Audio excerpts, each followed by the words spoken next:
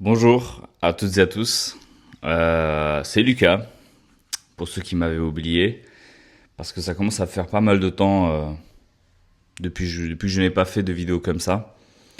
La dernière fois, il me semble, quand on avait discuté, c'était mon dernier jour de travail au sein de la boîte d'informatique dans laquelle j'étais embauché. Là, aujourd'hui, on est le 26 juin, donc ça fait pratiquement 2 mois depuis. Et ça fait 2 mois du coup que je suis DJ à plein temps. Et je sais même pas par où commencer, tellement les choses ont changé dans ma vie. Déjà, personnellement, je me trouve un peu plus à l'aise. Je dirais pas à 100% parce que c'est quand même stressant de tous les jours de pas avoir quelque chose de stable. Parce que bon, ça j'en parlais déjà avant, mais le métier d'informaticien, ça me donnait une stabilité dans la vie. Enfin, je savais qu'à la fin du mois, j'avais mon salaire, quoi. Cependant, on va faire sur plusieurs étapes. D'abord le mois de mai, c'est-à-dire le tout premier mois, après du coup la fin de mon contrat et le début de mon contrat avec moi-même. Le mois de mai était vraiment intéressant parce que je voulais j'ai essayé de coupler un peu le monde de la nuit et avoir un train de vie correct. Quand je dis correct, c'est pas forcément faire la fête tout le temps ou quoi, hein, mais c'est juste me réveiller tous les jours à 8 heures. Dès qu'il est 17 heures, j'arrête de travailler sur tous mes projets, que ce soit musicaux, euh, administratifs, relationnels, visuels, etc. Nan. Et en couplant à ça les différentes dates que j'avais ensuite le week-end, surtout que le mois de mai, je m'étais vraiment chargé. Donc j'avais à peu près 1 à 3 dates par semaine dans différents trucs, dans différents lieux, hein. J'avais autant sur Mulhouse, sur Paris, sur Strasbourg, sur Marseille aussi. Et du coup, même si je suis principalement resté en Alsace, j'ai dû faire quelques des déplacements de temps en temps. Le mois était intriguant, mais un peu trop chargé à mon sens.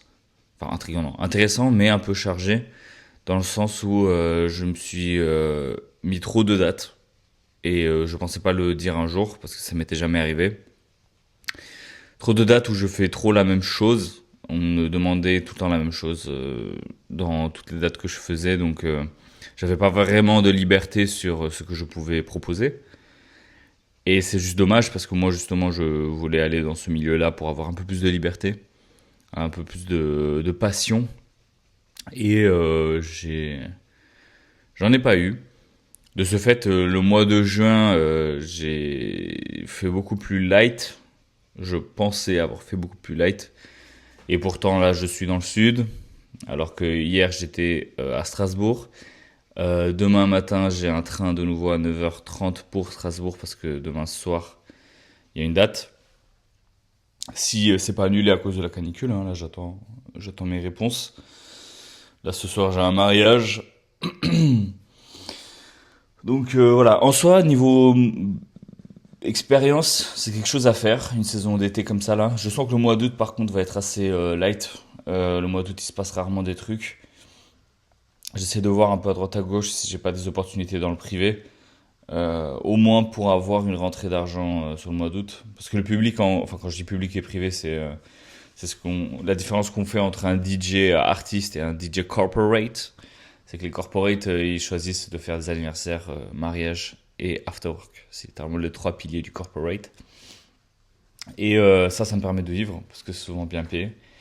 Et une fois que j'en ai un par mois de ça, tout le reste c'est que du bonus. Euh,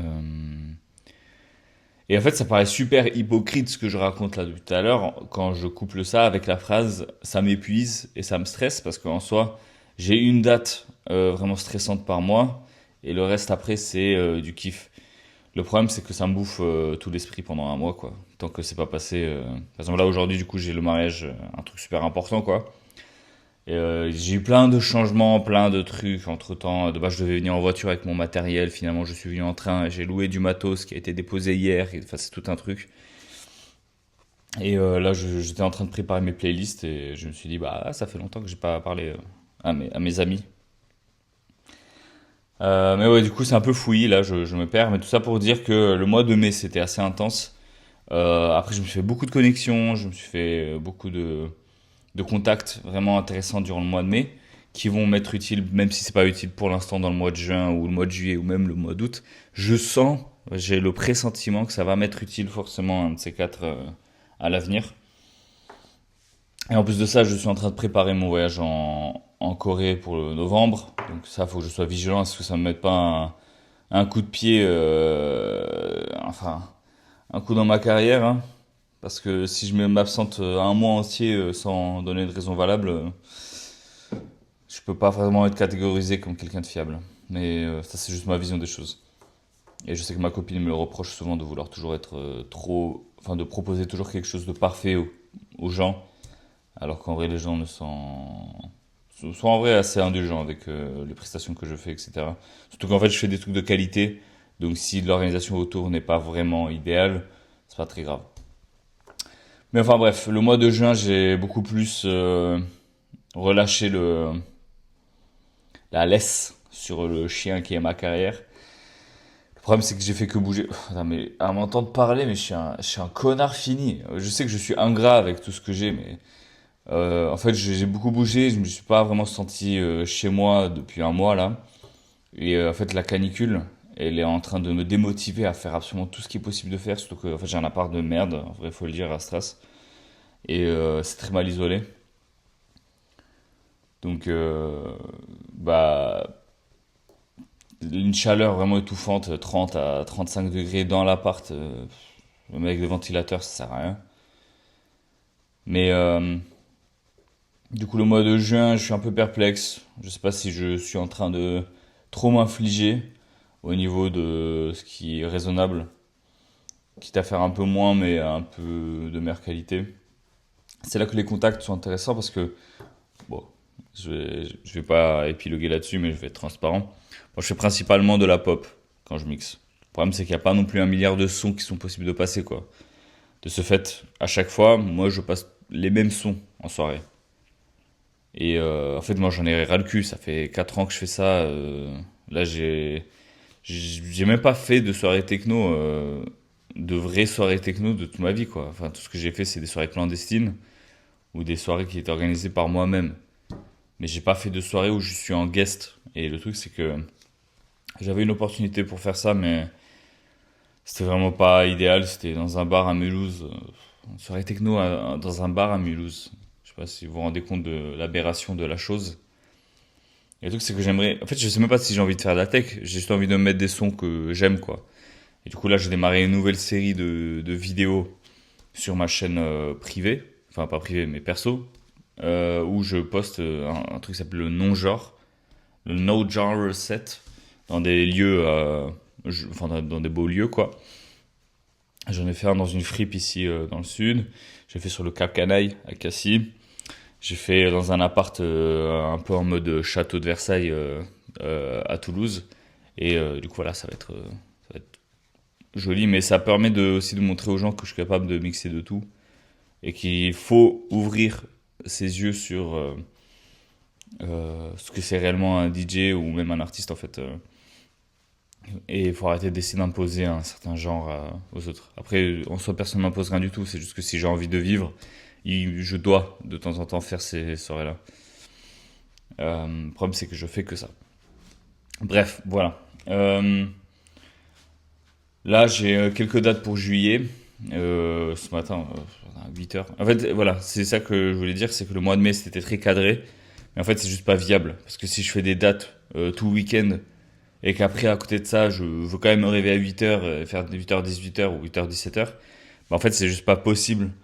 Je fais des soirées qui se finissent à 3-4 heures, je me réveille à 8h le lendemain, je suis juste KO. Donc en fait, sans ça que le mois de juin, j'ai pas du tout refait ça parce que bah, c'est pas possible.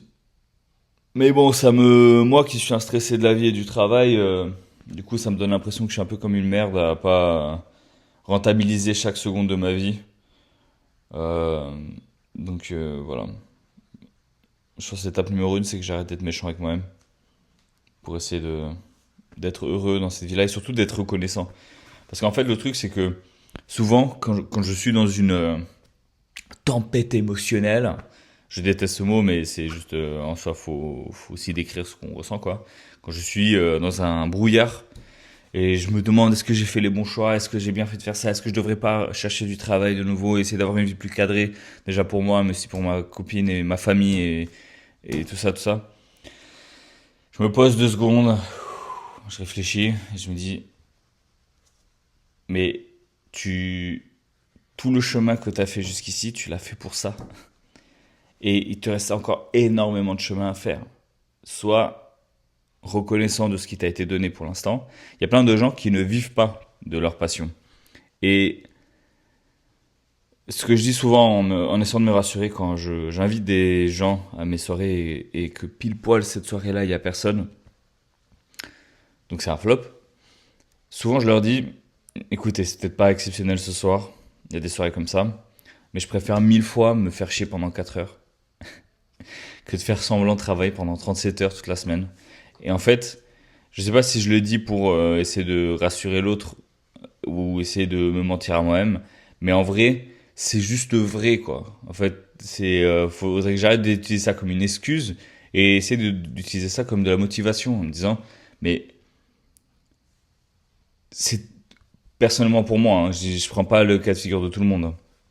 Personnellement pour moi, c'est toujours mieux que je fasse ça plutôt que de me mentir à moi-même et d'être déprimé toute la journée, de me demander et d'être avec des gens que j'aime pas, etc. Alors que là, en vrai, en fait, j'ai une chance énorme. Vu que je sais, bon, on va essayer de séparer humilité et égocentrisme, hein. Euh, je sais que je fais du bon travail, ok? Je sais que je suis bon quand je mixe. Et comment je le sais, c'est que souvent à la fin, les gens restent pour discuter avec moi, pour me dire ah mais c'était vraiment super, est-ce que t'as pas des réseaux comme ça je te suis, etc. Et c'est des trucs que je ne vois pas avec les autres DJ. Donc finalement bah, j'ai beaucoup de chance quoi. Maintenant pour la suite voilà j'ai un emploi du temps assez léger. Aujourd'hui je bosse comme dit. En vrai, c'est con parce que là, je viens de me motiver tout seul. J'ai juste hâte de mixer ce soir pour le mariage. En fait, j'ai réussi à me motiver. Enfin là, depuis hier, j'ai repris la motivation et je me suis dit, allez, on contacte des nouvelles personnes, on essaie de trouver de nouveaux lieux, on essaie de trouver des nouvelles opportunités, etc. Parce qu'il faut pas que tu restes là au chaud à transpirer et à déprimer sous la canicule. Donc voilà. Bon, comme dit, potentiellement demain ma date est annulée, mais c'est pas grave. Ça, c'est la vie. When life gives you lemon, you make lemonade, comme ils disent les Américains. Enfin bref, j'espère que vous allez bien vous. C'est vrai que j'ai fait le mort un peu pendant 2 mois quoi. Alors qu'en vrai sur les réseaux sociaux c'est totalement l'inverse. Sur les réseaux sociaux maintenant j'ai 1000 abonnés. Faut se dire qu'il y a 2 3 mois, j'étais à 400 abonnés. En vrai, gagner 600 abonnés en 2 mois, ça monte vite à la tête. Je me dis, waouh, les gens m'aiment. Les gens sont là pour moi. Les gens kiffent ce que je fais. Sauf qu'il suffit que je change un peu la formule de ce que je propose et les gens se désabonnent. Donc, c'est pour ça que là, j'essaie d'habituer les gens au fait que, en fait, je vais pas faire constamment un seul truc dans ma vie, hein. Je vais proposer toujours plein de choses. Du coup, faut juste kiffer la personne que je suis, quoi. Et puis voilà, si j'ai envie de parler de moi et de garder une trace, j'ai toujours cette chaîne. Et là, il y a zéro ego qui rentre en jeu. Il n'y a pas de recherche d'abonnés, il n'y a pas de recherche de succès. Il y a juste vous et moi et vous, et ma conscience. Donc voilà, petite pause jus de pomme. J'ai un micro maintenant. J'ai plein de matériel, hein.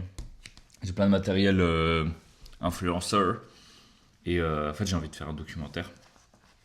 Le truc, c'est que va falloir que je me replonge comme dans le mois de mai avec un emploi du temps un peu plus cadré parce que si je vis la vie à ouais, je me réveille quand je veux et de toute façon je travaille ce soir, bah, ça va pas le faire, je vais pas avancer quoi.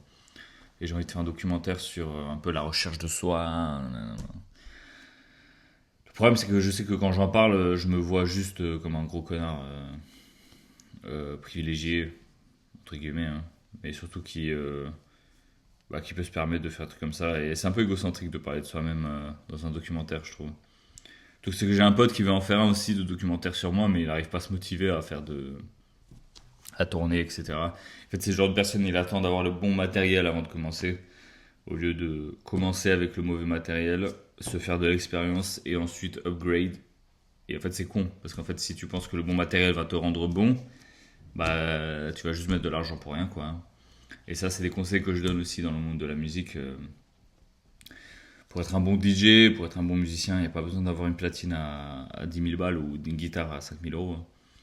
Euh, Commencer avec le plus bas de l'échelle, perfectionner ça et ensuite monter petit à petit.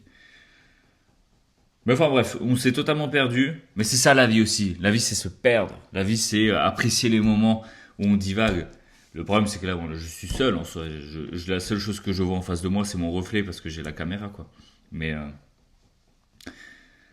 mais c'est ça la vie. C'est bouger, faire des rencontres, aimer les autres, s'aimer soi-même tant bien que mal, essayer d'être indulgent avec soi, essayer d'être indulgent avec les autres, comprendre que les autres n'ont pas la même vie que nous. Et surtout, ça faisait longtemps, la vie, c'est rester positif. Donc à la prochaine, prenez soin de vous. J'essaie de faire un peu plus souvent des vidéos, même si, comme dit, c'est pas, j'ai pas envie de me mettre la pression pour ça. Mais voilà, à la prochaine, restez positif.